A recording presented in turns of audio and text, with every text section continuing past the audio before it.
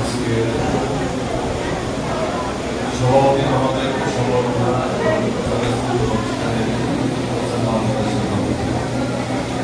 উপস্থিত রয়েছেন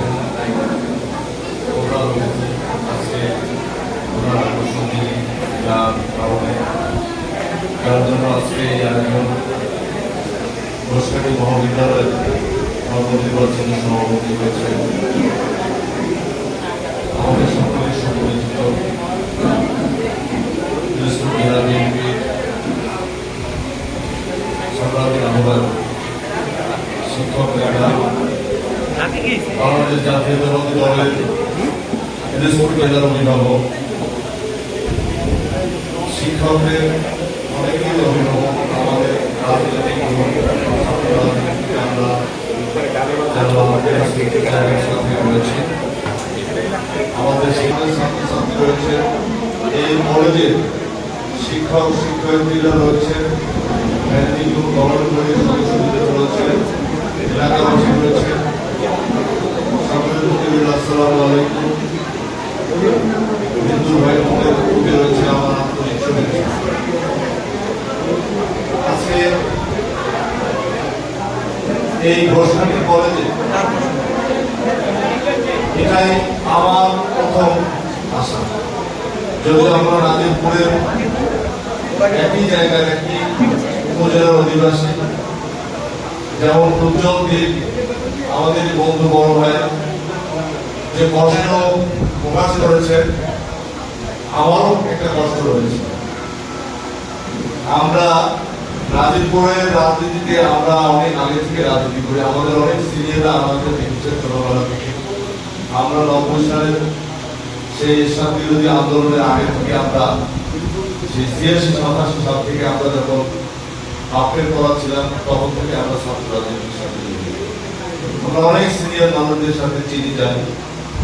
তো এই ঘোষণাটিতে আমরা অনেক এসেছি, আমরা খেলাধুলার পারপাসে বড় ভাইদের সাথে এসেছি।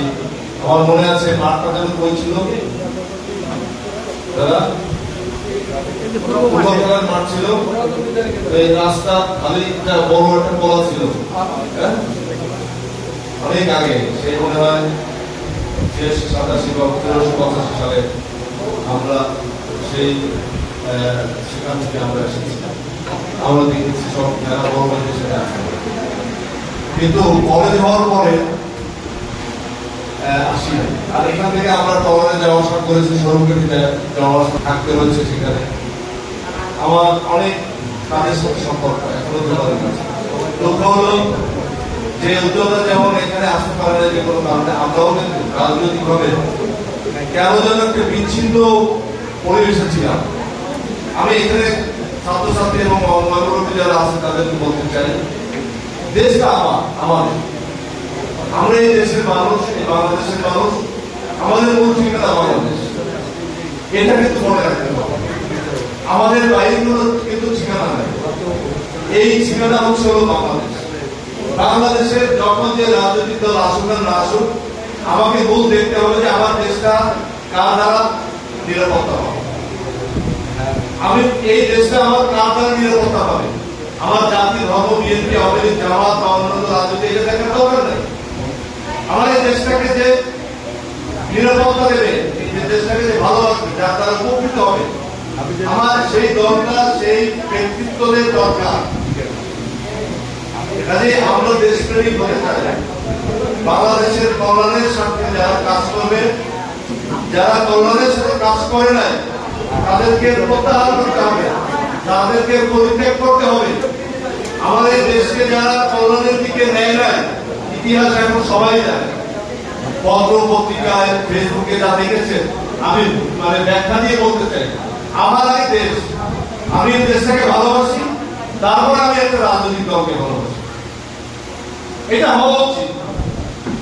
আমার একটি দলের কারণে, একটি রাজনৈতিক দলের কারণে আমার দেশটা ধ্বংস হবে, আমার শিক্ষার পরিবেশ থাকবে না, আমার অর্থনীতি ধ্বংস হবে, আমার দেশ থেকে টাকা পাচার হয়ে যাবে, আমার দেশের দরিদ্রতা বাড়বে, ধনী কমবে, এটা হতে পারে না। কাজেই আমি শিক্ষকদের, ছাত্রছাত্রীদের আহ্বান জানাবো যে ইতিহাস জানতে হবে এবং সর্বশেষ কথা হলো দেশপ্রেমিক হতে হবে। দেশপ্রেমিক যে নাগরিক দেশকে ভালোবাসে না, দেশের কল্যাণের চিন্তা করে না, আমার ওই দেশের ওই নাগরিককে দিয়ে কখনো এই জনপদ কি সুরক্ষিত হবে না। কাজে